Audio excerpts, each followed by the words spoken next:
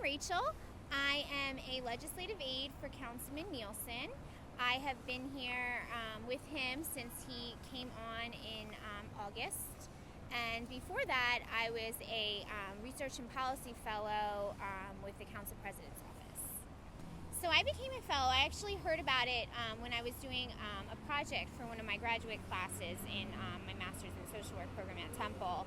We were doing a community project, and I actually, in the Tioga section of Philadelphia, and I met a woman named Verna Brown-Tyner, who is a staff member for Councilman Greenlee, and I connected with her about my project, and then I told her how I was interested in local government, and I was looking for an internship for my last year of graduate school, and so she connected me to the Council President's Office and told me that they have this great fellowship program, and then I applied.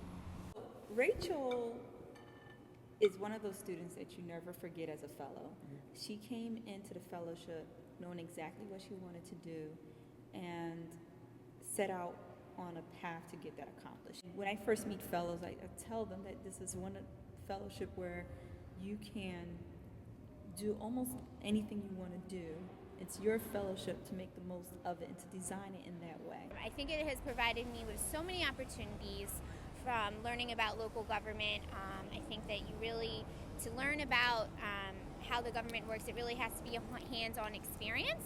And I think that I've worked with so many skilled professionals here. They definitely have the best working here. I've had some of the greatest mentors that I've ever had, greatest friends, and they've just taught me so much. And I think learning, whether it be just sitting in a briefing or sitting in a hearing, testifying at a hearing, I think that those experiences that you have, no matter if you're a GIS fellow, if you're a policy fellow, or if you're a media fellow, I think that you can definitely take what you learned here on to whatever your career goals may be.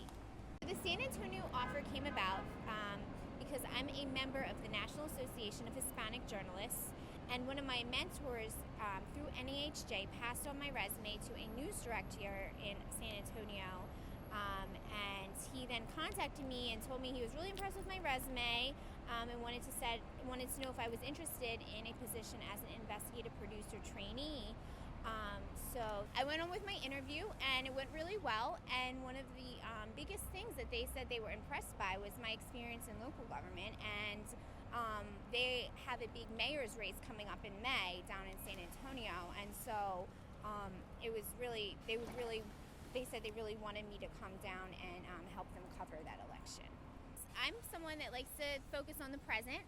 I definitely hope to, whatever I do throughout my future plans, I hope that it's a mixture of policy, social advocacy, with a mix of my broadcast journalism degree.